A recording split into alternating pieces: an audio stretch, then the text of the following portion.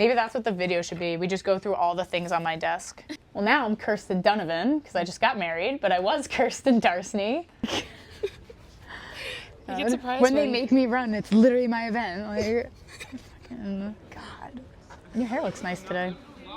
I am currently the associate head coach of cross country and track and field for Suffolk University. I studied history and psych as a double major, and then I did a master's degree for education to be a teacher. I was a teacher. I jumped into teaching right when COVID happened. So, we shut down for the year, went home. I taught at a middle school. It wore me down pretty quick. I was also coaching at the time, and I just kind of realized I liked coaching a lot more. I like teaching. I actually really do, but I really liked coaching, so I made the switch over from that.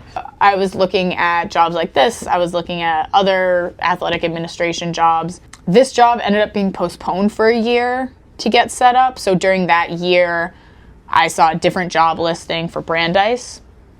So I ended up going there for a year. Near the end of spring, Feldman gave me a call and was like, the job is back. It's here. Please come work here. So then I applied, went through the whole application process, did the interview, and here I am. When you coach, you're teaching the game. Like you think of classroom management, now it's just team management. A job like this is a lot more flexible. We go to practice, and let's say I have to go home to meet the plumber. I can do that. That being said, we practice in the morning, which is also why I picked the job.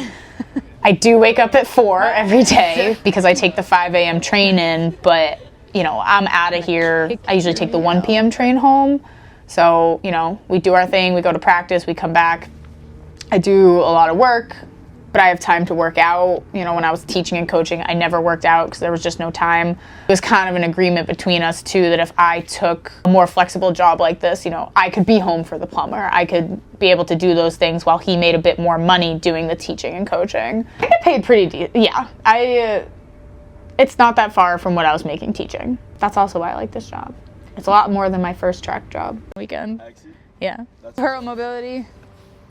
A way better lifestyle choice. I have more flexibility. It's still during the season, it's a lot because we have a lot of 2-day meets. Like today, I'll be gone. So I got up at 4. I probably won't get back home tonight till like 8 p.m. Tomorrow, I'll be back here by 7. And then again, I probably won't get back home till maybe like 6. During the season, it's a lot, but there is a lot of flexibility built in just on like a regular practice day or like the summer is much more flexible, which is great. Can you guys come help get hurdles? We were like dragging ass this morning. I don't know what's going on. I like working with people. I could never be at a job where I'd just be sitting, kind of at a desk most of the day. I'm just I need to be up and moving around. Start moving around. We're building some mobility into you. And it's the athletes that you get the work satisfaction from when you get to see them PR, when you get to see them do better and see them achieve things.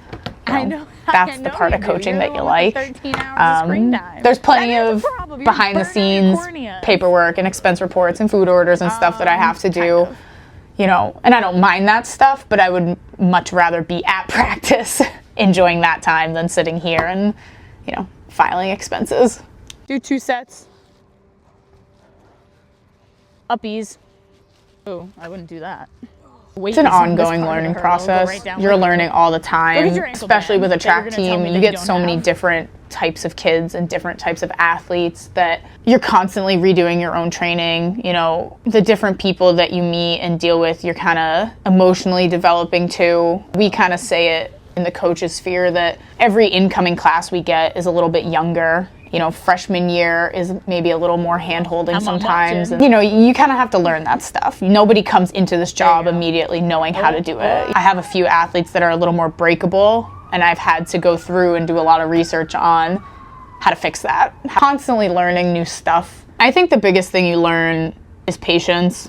You deal with so many people every day, and so many different athletes have very different backgrounds. And I think you just learn the patience of being able to work with such a diverse group of people. Middle of the season, jobs like this get very tiring and, the athletes are tired too. And you have to learn how to be able to handle that without it kind of consuming you. Some people burn out from coaching jobs a lot because they let things consume them. And then on top of that, when you start a job like this, you have to learn everything about the school so you can recruit. You have to learn how their processes work for expense reports. You know, you have to learn how to use your budget properly. So there's regular stuff like that too, that any new coaching job you get, you got to go through those things so that you know how the school works. And it's just, you learn a lot of patience over time. And it grows. With each year, you get a little bit more. But when you first start out, like if I looked back when I first started coaching 5 or so years ago, I seem so young thinking about it. And I know I have a lot more patience and understanding now that I'm older. Like back then, you know, things happen and you're a lot more judgy as a coach. As you get older and you deal with more people, you become a lot more understanding. A lot of times kids come in and you just need to talk to them as a person and not so much an athlete. Personally, me, like I like to know my athletes really well, so I know each person pretty well. It helps me to be able to kind of anticipate how a workout's gonna work, what's gonna happen after a bad race, all those things. But there's a lot of times that kids come into the office and they're here to talk about things that have nothing to do with track. You learn a lot about track athletes over a year. I knew very early on that I wanted to be a teacher. So going into college, I already was on that education track. Once I got near the end of my athletic experience, I knew I just wasn't gonna be able to give it up. So I knew I wanted to keep it in my life, and it just kind of seemed like the natural progression. Well, I'm gonna be a teacher, I'll just coach high school. I knew pretty early on that I was gonna wanna keep involved and keep it going. Yeah. I love track, it's great. So hold them till those second set of cones, sprint through the third. After that, hurdlers, we're gonna do something a little bit different.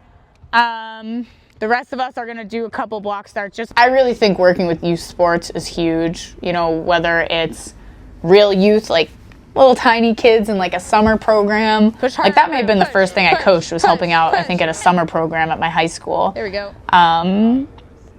It's hard to learn the job without being involved. Good. So there we go. even if you're just volunteering somewhere, there we go. Even if you're just helping out at high school like twice a week with another coach, you know, as people start off coaching early on, you know, they have all these ideas of what they're going to be like as a coach. They have all these plans. Like 9 out of 10 times your first year, every single plan goes out the window because, you know, you get rolling and it just doesn't stop.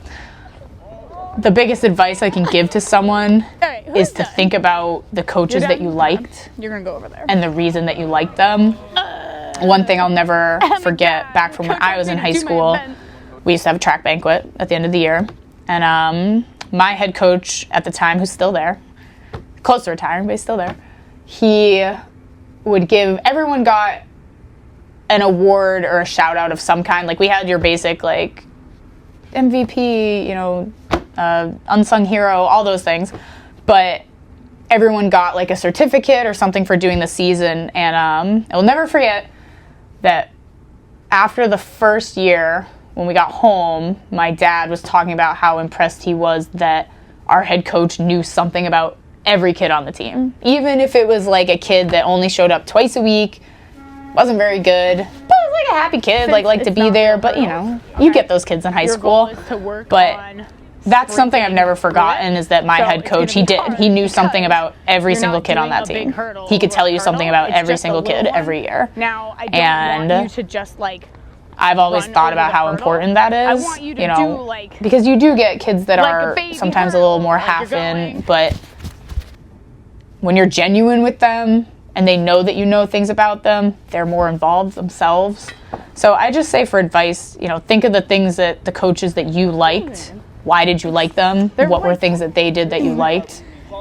And incorporate that in your own jam. Can't think of another word. In your own vibe. And I really do like Division III. Division III athletes have a different outlook on the sport. I ran D1 and it's very serious, much more of a job. So, you know, full transparency, like I was getting a lot of money to run where I ran. I prefer working with the athletes that are here because they love the sport, they want to be here, not so much just because maybe they're getting money for it. Because you get that a lot in D1, where you get kids that got a lot of money to come into school. They realize they don't like it that much, but they stick around because they're getting paid such and such, and you know, they give a 75 100% effort too soon. That was for the next 4 years, and why are you you see it a shaking lot. so It happens much? all the time. I do a lot of self-reflection. So part of what I said before, think of the things that your coaches did well that you want to be like. I also think on the opposite end of like what were things the past coaches I had, you know, that didn't work for me or that I saw go wrong with them and other athletes, and how can I kind of not do that? Hilarious. I'm never going to be the coach that's I think you should. screaming I support it. at the kid who didn't run well. And you see a lot of things that you don't want to be like. Imagine when I was an athlete, and if that happened to me, I would be an absolute wreck. It wouldn't help. It would make it so much worse. What time is it? It's 8:25 now. So you should be finishing up, gathering your stuff. I want to leave at 8:30. So my husband, Connor, he coaches as well. He was the one more to push me to be like, maybe you should just coach full time. Maybe you should just get out of the classroom or whatever. And the first coaching job I had was a big pay cut. And he was really supportive just in the fact of like, you know, we'll make it through that year and then you'll move up somewhere. So, you know, we're just a big nerdy track family. That's so nice. Me and him, so he's great. That's really He's the Did best. you ever find the monster you had at BU? Because I hid it behind the chair. Yes, I found it. Because I really like it here. I don't see myself leaving for a long time. I could move into a head coach role somewhere, but the biggest thing to me with taking this job is just for the lifestyle. I like the flexibility. I like being able to do this job well, but also, you know, if I have to go home for something, like I can go. I can see myself here for a pretty long time. Okay. That's really it. That's all I got. Well, Fabulous. just that 30 minutes. I don't know why this clip like befuddles me. I think it's because the clip part is like near the fuzzy part. Yeah. And, like I just get confused. Little clip. Little clip. Tiny mic.